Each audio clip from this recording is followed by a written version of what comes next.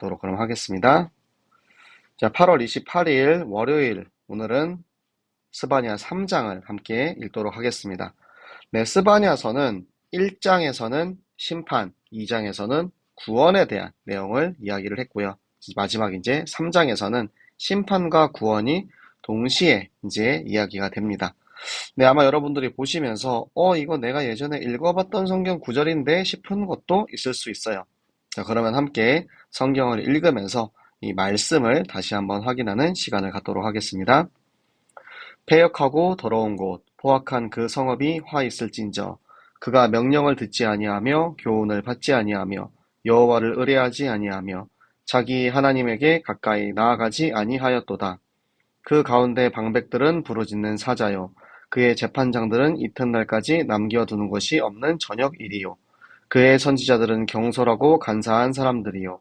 그의 제사장들은 성소를 더럽히고 율법을 범하였도다. 그 가운데에 계시는 여호와는 의로우사 불의를 행하지 아니하시고 아침마다 빠짐없이 자기의 공의를 비추시거늘 불의한 자는 수치를 알지 못하는도다. 내가 여러 나라를 끊어버렸으므로 그들의 망대가 파괴되었고 내가 그들의 거리를 비게 하여 지나는 자가 없게 하였으므로 그들의 모든 성읍이 황폐하며 사람이 없으며 거주할 자가 없게 되었느니라. 내가 이르기를 너는 오직 나를 경외하고 교훈을 받으라. 그리하면 내가 형벌을 내리기로 정하기를 하였지만 너의 거처가 끊어지지 아니하리라 하였으나 그들이 부지런히 그들의 모든 행위를 더럽게 하였느니라. 나 여호와가 말하노라. 그러므로 내가 일어나 벌할 날까지 너희는 나를 기다리라. 내가 뜻을 정하고 나의 분노와 모든 진노를 쏟으려고 여러 나라를 소집하며 왕국들을 모으리라. 온 땅이 나의 질투의 불에 소멸되리라. 그때에 내가 여러 백성의 입술을 깨끗하게 하여 그들이 다 여호와의 이름을 부르며 한 가지로 나를 섬기게 하리니 내게 구하는 백성들 곧 내가 흩은 자의 딸이 구스 강 건너편에서부터 예물을 가지고 와서 내게 바칠지라. 그날에 내가 내게 범죄한 모든 행위로 말미암아 수치를 당하지 아니할 것은 그때에 내가 내 가운데서 교만하여 자랑하는 자들을 제거하여 내가 나의 성산에서 다시는 교만하지 않게 할 것임이라. 내가 곤고하고 가난한 백성을 내 가운데에 남겨두리니 그들이 여호와의 이름을 의탁하여 보호를 받을지라. 이스라엘의 남은 자는 악을 행하지 아니하며 거짓을 말하지 아니하며 입에 거짓된 혀가 없으며 먹고 누울지라도 그들을 두렵게 할 자가 없으리라. 시온에 따라 노래할지어다. 이스라엘아 기쁘게 부를지어다. 예루살렘 따라 전심으로 기뻐하며 즐거워할지어다. 여호와가 내 형벌을 제거하였고 내 원수를 쫓아냈으며 이스라엘 왕 여호와가 내 가운데 계시니 내가 다시는 화를 당할까 두려워하지 아니할 것이라. 그 날에 사람이 예루살렘에 이르기를 두려워하지 말라. 시온아 내 손을 늘어뜨리지 말라. 너희 하나님 여호와가 너희 가운데에 계시니 그는 구원을 베푸실 전능자시라. 그가 너로 말미암아 기쁨을 이기지 못하시며 너를 잠잠히 사랑하시며 너로 말미암아 즐거이 부르며 기뻐하시리라 하리라. 내가 절기로 말미암아 근심하는 자들을 모으리니 그들은 내게 속한 자라. 그들에게 지어진 짐이 치욕이 되었느니라. 그때 내가 너를 괴롭게 하는 자를 다 벌하고 저는 자를 구원하며 쫓겨난 자를 모으며 온 세상에서 소욕받는 자에게 칭찬과 명성을 얻게 하리라. 내가 그때에 너희를 이끌고 그때에 너희를 모을지라. 내가 너희 목전에서 너희의 사로잡힘을 돌이킬 때에 너희에게 천하 만민 가운데서 명성과 칭찬을 얻게 하리라. 여호와의 말이니라. 아멘. 자, 스바냐서 3장의 말씀입니다. 자, 패역하고 더러운 곳, 포악한 그 성읍. 지금 다 예루살렘을 이야기를 하고 있는 건데요. 예루살렘이 얼마나 더러웠는지에 대해서 이야기하고 있습니다. 하나님을 버리고 반역한, 그리고 영적으로 깨끗하지 못한 부정한 땅, 그리고 폭력과 압제와 핍박이 가득한 이 예루살렘에 심판이 올 것입니다. 그 예루살렘이 지금 하나님의 말씀, 하나님의 교훈을 받지 않았기 때문에 결국에는 하나님께서 세상을 의지하는 이 예루살렘, 이 이스라엘을 심판하기로 결정을 했습니다.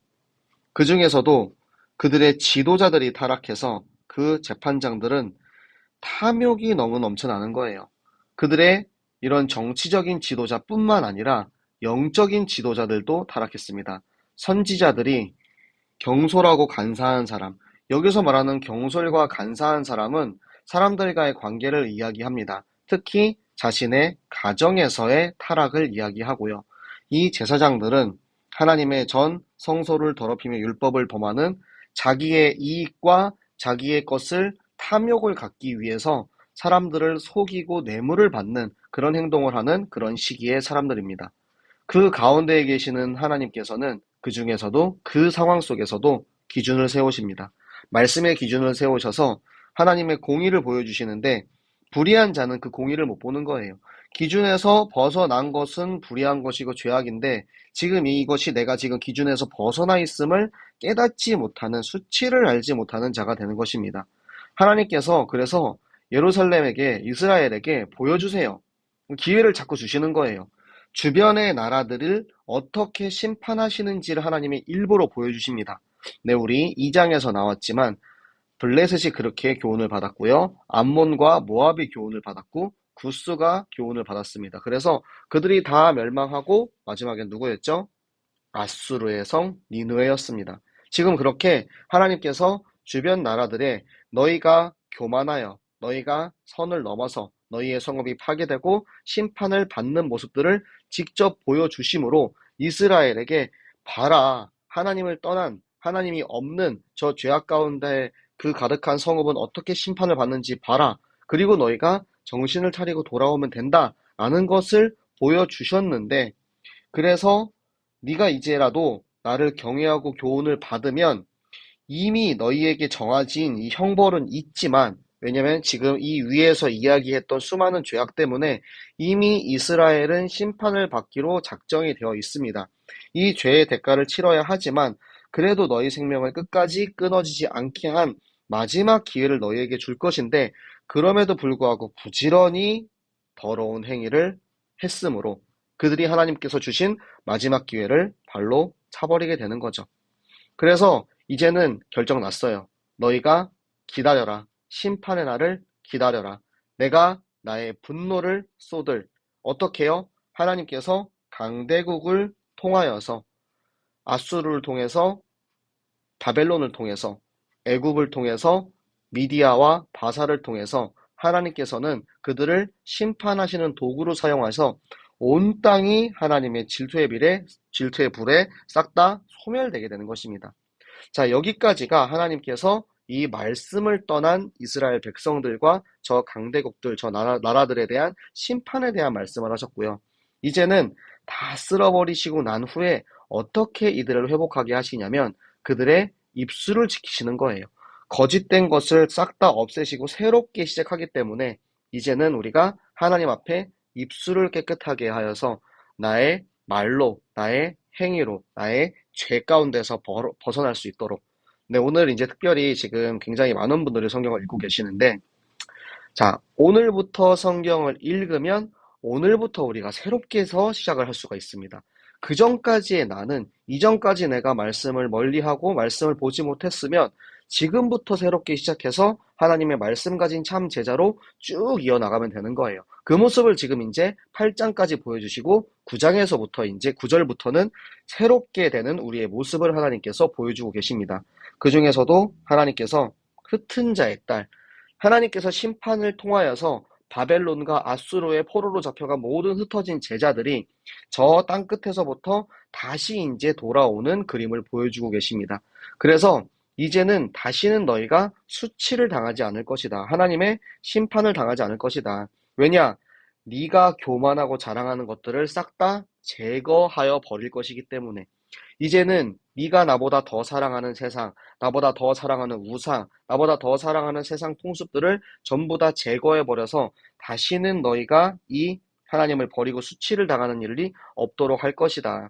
그리고 저 이스라엘의 남은 자들을 이제는 다시 데려고 와서 보호할 것입니다. 그들을 보호하는데 그 남은 자들은 이제는 악을 행하지 않고 거짓을 말하지 않고 거짓된 효가 없고 심지어 먹고 누울지라도, 먹고 누운 것은 배 뒤집어 깔고 있는 거예요.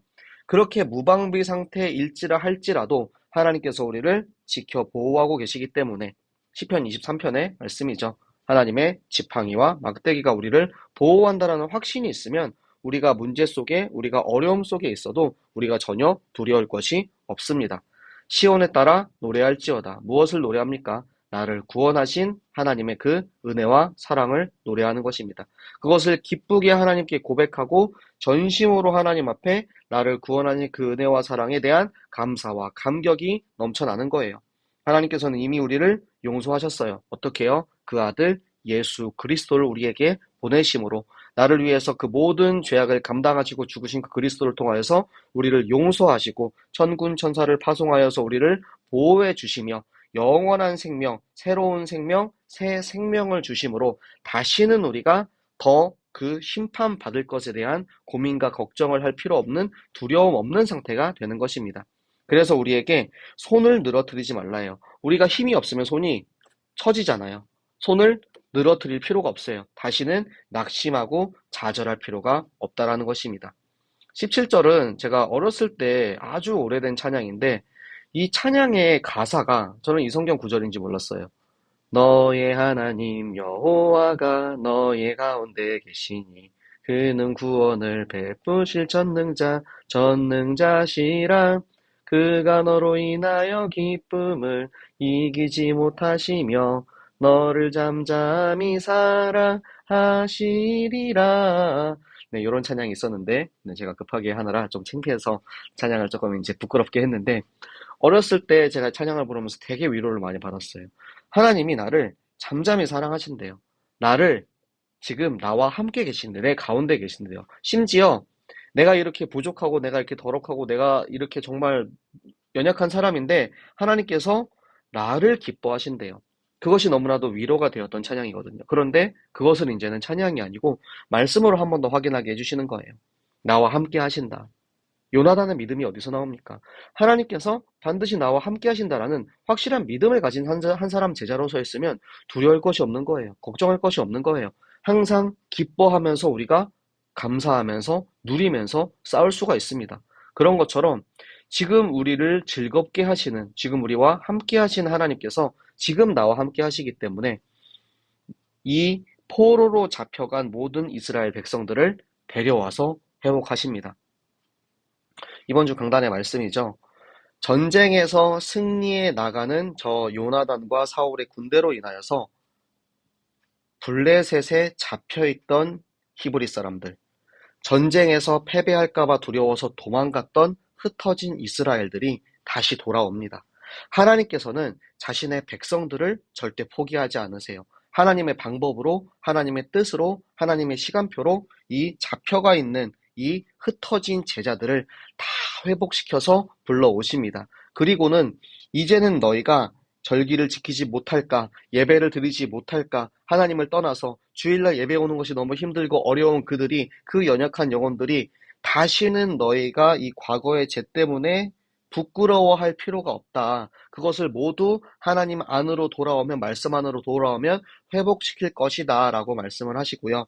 이 심판의 때가 불신자에게는 무서운 순간이고 공포의 순간이지만 우리 하나님의 자녀에게는 회복의 순간이 되는 것입니다.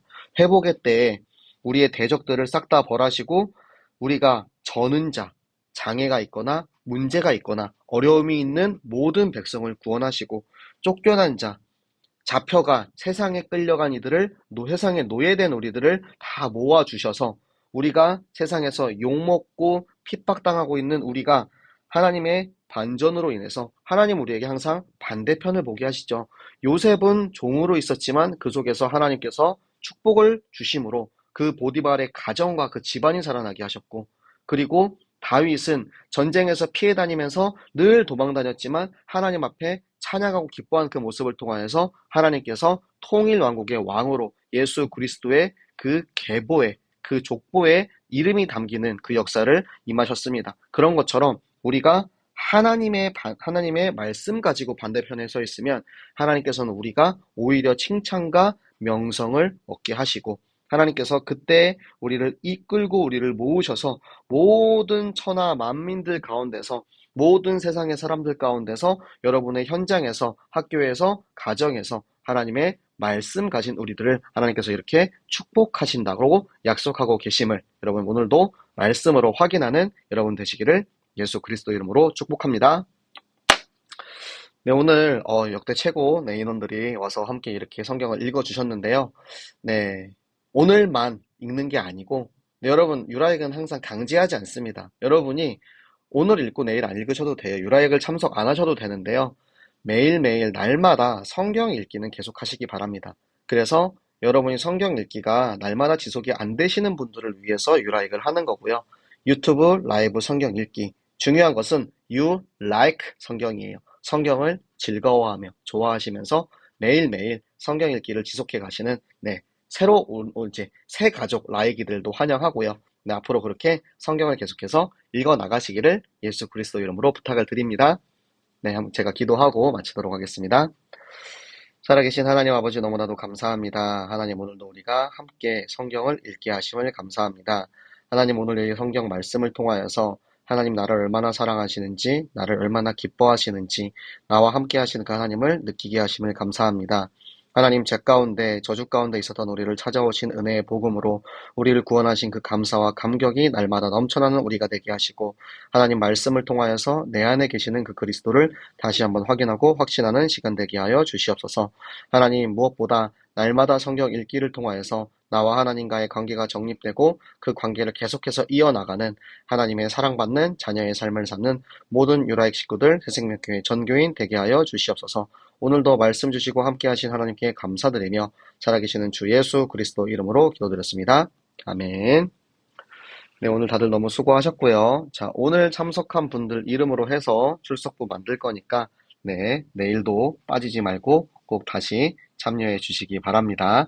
자, 그러면은 일주일 연속으로 또 이렇게 읽으시는 분들 또 우리가 출석 이벤트 우리 쿠폰도 드리고 있으니까 지난주는 한 명도 성공한 사람이 없어서 드리지 못해서 제 주머니 사정을 걱정 안 해주셔도 되고요. 제가 이제 파산을 하더라도 함께 성경 읽기를 우리가 해야 되니까 여러분들 내일 또 10시에 내일은 우리 학계에서 말씀을 함께 읽도록 하겠습니다. 그럼 여러분 내일 만나요. 안녕.